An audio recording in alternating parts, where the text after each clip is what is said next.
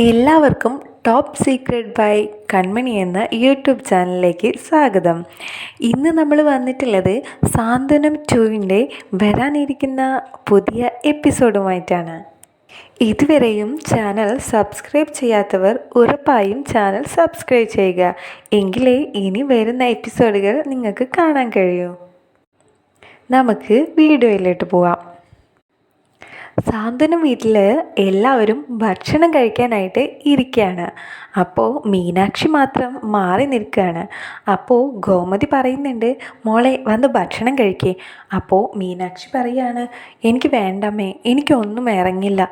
എൻ്റെ ജോലി പോകുന്ന അവസ്ഥയിലാണ് ഞാൻ നിൽക്കുന്നത്. എനിക്കിനി ഒന്നും ചങ്കുന്ന ഇറങ്ങില്ല, ഇതിൻ്റെ കാര്യത്തിലൊരു തീരുമാനമാവാതെ എന്ന് പറയാണ് മീനാക്ഷി. അപ്പോൾ ഗോമതി ബാലനോട് പറയുന്നുണ്ട്, കണ്ടോ ബാലേട്ടാ, മോളൊന്നും ഒരു വക ഇതുവരെ കഴിച്ചിട്ടില്ല.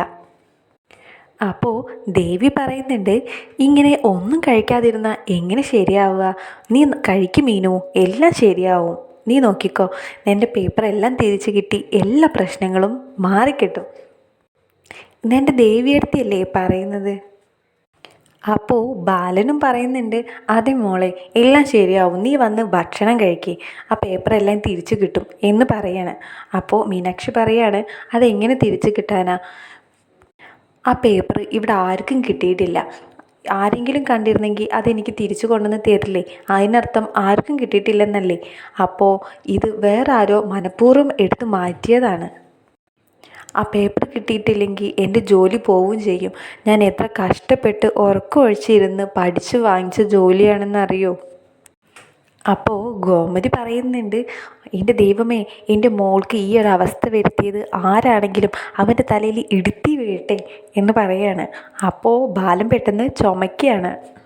അപ്പോൾ ഗോമതി വേഗം വെള്ളമൊക്കെ എടുത്തു കൊടുത്ത് ബാലനോട് ചോദിക്കുന്നുണ്ട്, എന്തു പറ്റി ബാലേട്ടാ പെട്ടെന്ന്? അപ്പോൾ ധർമ്മൻ തൊട്ടടുത്തിരിക്കുന്നുണ്ട്. എന്നിട്ട് പറയുന്നുണ്ട്, അതിന് എൻ്റെ ചേച്ചിയുടെ പ്രാക്ക് കേട്ടാൽ അത് കേൾക്കുന്നവർക്ക് വരെ ഇടുത്തി വീഴും. അമ്മാതിരി പ്രാക്കല്ലേ ചേച്ചി പ്രാവുന്നത്. അപ്പോൾ ഗോമതി പറയുന്നുണ്ട്, പ്രാവ് അല്ല ഞാൻ ചെയ്യുന്നത്. എൻ്റെ മോൾക്ക് ഈ അവസ്ഥ വരുത്തിയത് ആരായാലും അവൻ്റെ തലയിൽ ഇടിടി വെട്ടണം, എന്നിട്ട് രണ്ടായി പോവണം എന്നൊക്കെ പറയാണ് ഗോമതി. ഇത് കേൾക്കുന്നതും അടുത്തതായി ദേവിയാണ് ചുമയ്ക്കാൻ തുടങ്ങുന്നത്. അപ്പോൾ ഗോമതി പറയുന്നുണ്ട്, ഇതിപ്പോൾ എന്താ ദേവി മോൾക്ക് പെട്ടെന്നൊരു ചുമ എന്ന് പറയുന്നുണ്ട്. അപ്പോൾ മിത്ര പറയാണ്, ഇത് അമ്മ പ്രാവുന്നത് ഏടത്തിയുടെ പേപ്പർ എടുത്തവരെയല്ലേ, എന്നിട്ടിത് ഈ വീട്ടിലുള്ളവർ തന്നെ ആണല്ലോ അവർക്ക് കിട്ടുന്നത് പോലെ ഏൽക്കുന്നത് എന്ന് പറയുന്നുണ്ട്. ഇനി ഈ വീട്ടിലുള്ള ആരെങ്കിലും തന്നെ ആണോ ആ പേപ്പർ എടുത്ത് മാറ്റി വെച്ചിട്ടുള്ളത് എന്ന് പറയാണ് മിത്ര. അപ്പോൾ ആകാശം പറയുന്നുണ്ട്, എനിക്കും അതൊരു സംശയമുണ്ട്, ഈ വീട്ടിൽ തന്നെ ആരെങ്കിലും എടുത്ത് മാറ്റിയതാണോ എന്ന്. അപ്പോൾ ബാലൻ പറയുന്നുണ്ട്, ഈ വീട്ടിൽ ആര് മാറ്റി വയ്ക്കാനാ? അതിന് മാത്രം മീനാക്ഷി മോളുടെ അടുത്ത് ആർക്കും അവിടെ ശത്രുതയുള്ളത്? ഈ വീട്ടിലെ ആരും ആവാൻ സാധ്യതയില്ല എന്ന് പറയുന്നുണ്ട് ബാലൻ. എന്നിട്ട് എല്ലാവരും ഭക്ഷണം കഴിച്ച് പോയി കിടക്കുകയാണ്. പക്ഷേ ദേവിക്ക് മാത്രം പോയി കിടന്നിട്ടും ഉറക്കം വരുന്നില്ല. ദേവി വിചാരിക്കുകയാണ്, അപ്പുറത്തെ വീട്ടിൽ ആ പേപ്പർ കിടക്കുന്നുണ്ടല്ലോ, അത് എത്രയും പെട്ടെന്ന് എടുക്കണം. ഇന്ന് അത് എടുത്തില്ലെങ്കിൽ പിന്നെ അത് ഒരിക്കലും എടുക്കാൻ പറ്റില്ല എന്ന് പറഞ്ഞ് ആ പേപ്പർ എടുക്കാൻ എന്താണൊരു വഴി എന്ന് ആലോചിച്ചിരിക്കുകയാണ് ദേവി. ഇനി എല്ലാവരും ഉറങ്ങിയിട്ട് പോയി എടുക്കാനാണെങ്കിൽ ആര്യൻ വരാൻ ഒരുപാട് ലേറ്റാവും. അവൻ വന്ന് കിടന്ന് ഡോറടയ്ക്കാതെ ഞാൻ എങ്ങനെ പോയി എടുക്കും? ദേവി ഇതിനെക്കുറിച്ച് ഇങ്ങനെ ആലോചിച്ച് നിൽക്കുമ്പോഴാണ് പെട്ടെന്ന് ആനന്ദ് കയറി വരുന്നത്. അപ്പോൾ പെട്ടെന്ന് ദേവി പേടിക്കുകയാണ് ആനന്ദിനെ കാണുമ്പോൾ. അപ്പോൾ ആനന്ദ് ചോദിക്കുന്നുണ്ട്, എന്തു പറ്റി ദേവി, നീ പെട്ടെന്ന് എന്നെ കണ്ടപ്പോൾ പേടിച്ചത് എന്താ? അത് ഞാനിങ്ങനെ ഓരോന്ന് ആലോചിച്ച് നിൽക്കുമ്പോൾ പെട്ടെന്ന് ആനന്ദേട്ടനെ കണ്ടപ്പോൾ അങ്ങനെ പേടിച്ചതാണ് എന്ന് പറയാണ് ദേവി.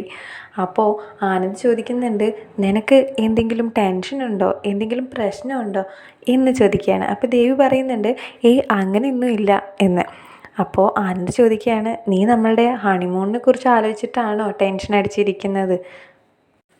ഞാനേ ഒരു കാര്യം ചെയ്യാം, അച്ഛൻ്റെ അടുത്ത് ഇപ്പം തന്നെ നമ്മുടെ ടൂറിൻ്റെ കാര്യം ഒന്ന് പോയി സംസാരിച്ചിട്ട് വരാം എന്ന് പറയാണ്. അപ്പോൾ ദേവി പറയണം, അയ്യോ വേണ്ട വേണ്ട, ഇപ്പം അച്ഛൻ്റെ അടുത്തേക്ക് അതൊന്നും ചോദിച്ചു പോകണ്ട.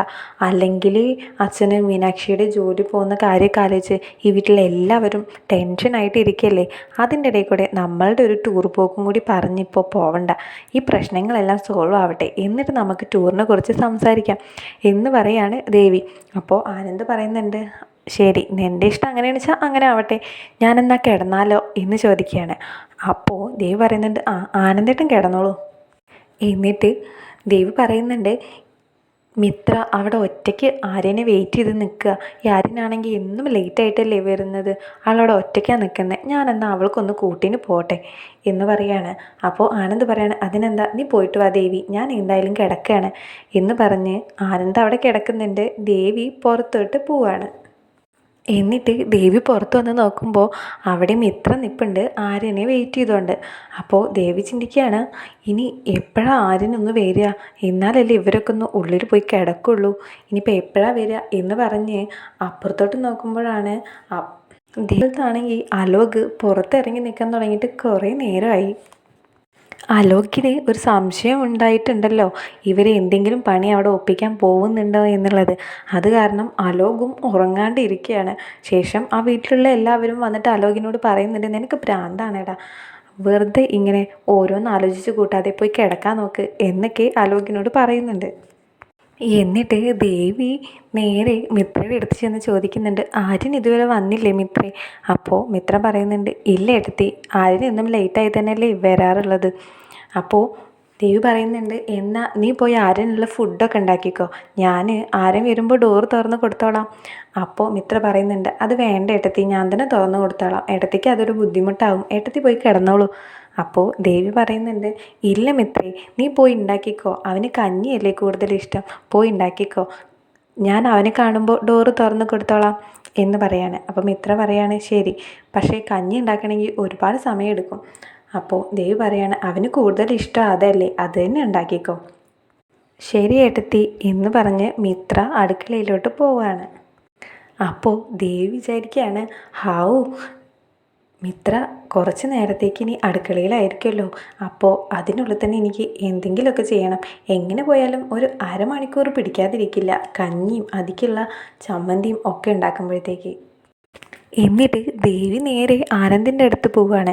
ആനന്ദ് ഉറങ്ങി വന്ന് നോക്കുകയാണ്, കൈ വെച്ച് മുഖത്തൊക്കെ ഇങ്ങനെ തൊട്ട് നോക്കുകയാണ്. അപ്പോൾ ആനന്ദ് നല്ല ഉറക്കത്തിലാണ്. എന്നിട്ട് ആനന്ദിൻ്റെ ഷർട്ടും മുണ്ടും ഒക്കെ എടുത്ത് ഇട്ട് താടി മീശയും ഒക്കെ ഒട്ടിച്ച് വെക്കുകയാണ് ദേവി. ഒരു ആണിൻ്റെ വേഷത്തിൽ ചെന്നാൽ കള്ളനാണെന്നല്ലേ വിചാരിക്കുള്ളൂ, ഇനി ആരെങ്കിലും കണ്ടു കഴിഞ്ഞാലും എന്ന് വിചാരിച്ച് ആനന്ദിൻ്റെ ഡ്രസ്സും എല്ലാം ഇട്ട് ഒരുങ്ങി ശരിക്കൊരു ആണിൻ്റെ രൂപത്തിൽ തന്നെ പുറത്തേക്ക് ഇറങ്ങുകയാണ് ദേവി.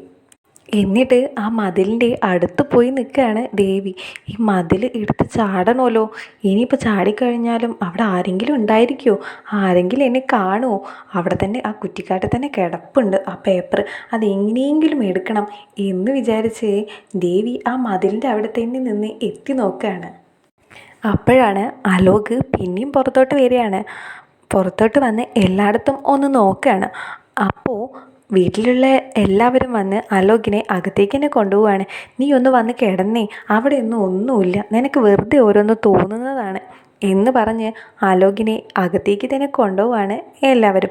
അപ്പോൾ അലോക് പറയുന്നുണ്ട്, നിങ്ങൾക്കൊന്നും അറിയാത്തതാ, ഞാൻ രാവിലെ കണ്ടതാണ്, ആ ബാലനും ദേവിയും അവിടെ നിന്ന് ഒരു കമ്പെടുത്ത് നമ്മളുടെ മുറ്റത്തോട്ട് എന്തോ എന്ന് ചെയ്യുന്നത്, അവരെന്തോ കുഴിച്ചിടാനോ എന്തിനോ വേണ്ടി വന്നതാണ്, അത് ഞാൻ കണ്ടുപിടിച്ചിട്ട് തന്നെ ബാക്കി കാര്യം, നിങ്ങളാരും വിശ്വസിക്കില്ല എന്ന് എനിക്കറിയാം, പക്ഷേ ഞാനത് കണ്ടുപിടിച്ചിട്ട് തന്നെ ഇന്ന് ഉറങ്ങുന്നുള്ളൂ എന്ന് പറയുന്നുണ്ട് അലോക്. എന്നിട്ട് ദേവി അവിടെ നിന്ന് എത്തി നോക്കുകയാണ്. ആ അലോക് അകത്തേക്ക് പോയി. എന്നിട്ട് ദേവി പറയുന്നുണ്ട്, ദൈവമേ, അമ്മേ, ഭഗവതി കാത്തോളണേ എന്ന് പറഞ്ഞുകൊണ്ട് ആ മതിലെടുത്ത് ഒരൊറ്റ ചാട്ടം അങ്ങോട്ട് ചാടുകയാണ് ദേവി. എന്നിട്ട് ദേവി അവിടെയെല്ലാം നോക്കുകയാണ് പേപ്പർ. അപ്പോൾ പേപ്പറാണെങ്കിൽ കാണുന്നുമില്ല. ആ പേപ്പർ ആരോ തട്ടി ഒരു മൂലയ്ക്ക് കൊണ്ടുവച്ചിരിക്കുകയാണ്. ദേവി അതുകൂടി എല്ലാം പരതുന്നുണ്ട് ആ പേപ്പർ എവിടെയെന്ന് കാണാൻ വേണ്ടി. അപ്പോൾ ദേവി ചാടിയ സൗണ്ട് അലോക് അകത്തുനിന്ന് കേട്ടിട്ടുണ്ട്. ആരോ അവിടെ ചാടിയിട്ടുണ്ടല്ലോ, ആരോ മതിൽ ചാടിയ പോലത്തെ ഒരു സൗണ്ടല്ലേ ഞാൻ കേട്ടത് എന്ന് പറഞ്ഞ് ടോർച്ച് എടുത്തുകൊണ്ട് പുറത്തേക്ക് ഓടി വരികയാണ് അലോക്. എന്നിട്ട് നാല് പുറം ടോർച്ച് അടിച്ച് നോക്കുന്നുണ്ട്. നമ്മുടെ ദേവിയാണെങ്കിലോ ഒരു മൂലയ്ക്ക് ഇരുന്ന് ദൈവമേ കാണരുതേ, അലോക് എന്നെ കാണരുതേ എന്ന് പ്രാർത്ഥിച്ചും കൊണ്ടിരിക്കുകയാണ്. ആ സമയത്താണ് ആര്യൻ ജോലി കഴിഞ്ഞ് വരുന്നത്. ആര്യൻ വന്ന് ഡോറിൻ്റെ അടുത്ത് വന്ന് നിൽക്കുകയാണ്.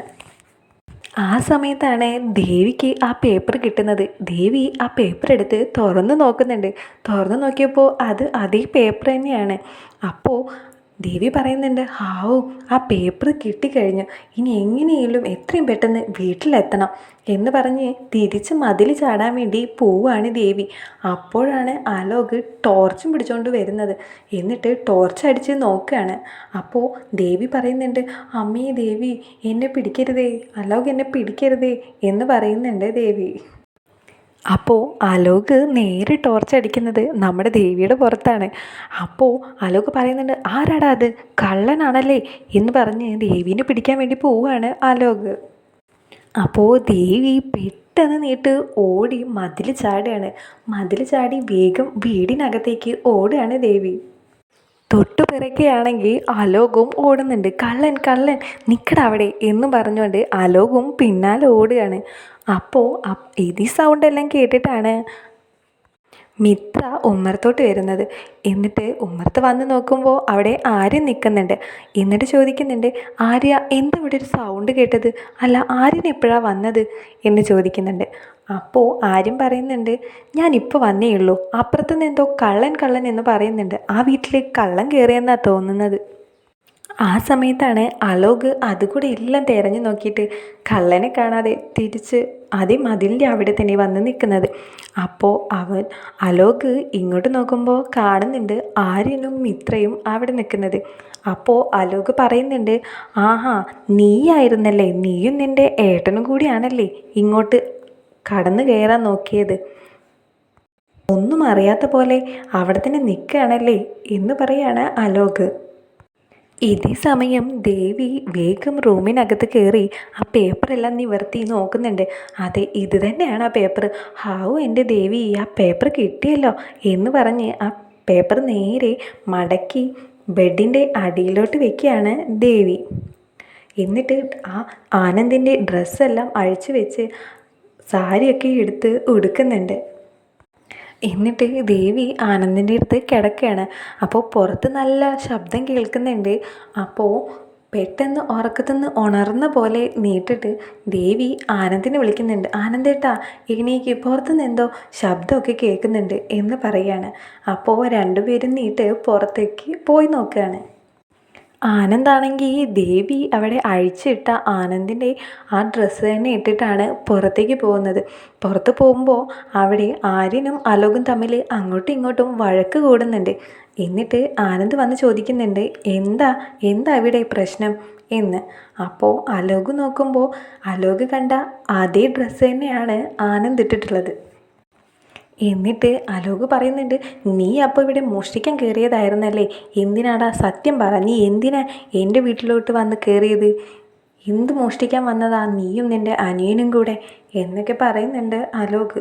അപ്പോൾ ആനന്ദ് പറയുന്നുണ്ട്, നിനക്കെന്താ ഭ്രാന്ത് പിടിച്ചോ, നീ എന്തൊക്കെ പിച്ചും പിഴിയാ പറയുന്നേ, ഞാൻ അവിടെ പോയി കിടന്നുറങ്ങുമായിരുന്നു, ആര്യനാണെങ്കിൽ ഇപ്പോൾ വന്ന് കയറിയല്ലേ ഉള്ളൂ, എന്നിട്ട് നിൻ്റെ വീട്ടിൽ മോഷ്ടിക്കാൻ വന്നെന്നാണോ.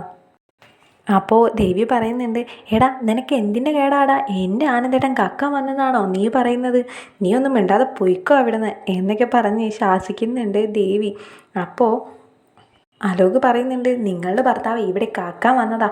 അപ്പോൾ ദേവി പറയുന്നുണ്ട്, നിൻ്റെ വീട്ടിൽ എന്തിരിക്കുന്നതാ ഇത്ര കാക്കാൻ എന്ന് പറഞ്ഞ് നന്നായി അങ്ങോട്ട് പറയുകയാണ് ദേവി. എന്നിട്ട് ദേവി പറയുന്നുണ്ട്, ഇവനെ വട്ട, എല്ലാവരും ഒന്ന് പോയി കിടന്നുറങ്ങിക്കേ, അവൻ്റെ വട്ടിന് നിന്നാലേ അതിനെ സമയം കാണൂ എന്ന് പറഞ്ഞ് എല്ലാവരും അകത്തോട്ട് കയറിപ്പോവാണ്. അപ്പോൾ ആര്യം പറയുന്നുണ്ട് ആനന്ദിനോട്, ഏട്ടാ ഞാനും കണ്ടതാ ഒരാൾ അങ്ങോട്ട് ഓടി പോകുന്നത്, കള്ളനാന്ന് തന്നെയാണ് തോന്നുന്നത് എന്ന് പറയാണ് ആര്യൻ.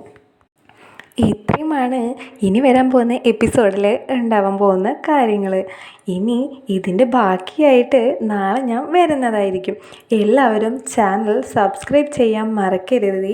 എങ്കിലേ ഇനി വരുന്ന ബാക്കിയുള്ള എപ്പിസോഡുകളെല്ലാം നിങ്ങൾക്ക് പെട്ടെന്ന് കാണാൻ കഴിയൂ. അപ്പോൾ വീഡിയോ ഇഷ്ടപ്പെട്ടാൽ ലൈക്ക് ചെയ്യാനും ഷെയർ ചെയ്യാനും കമൻറ്റ് ചെയ്യാനും മറക്കരുത്.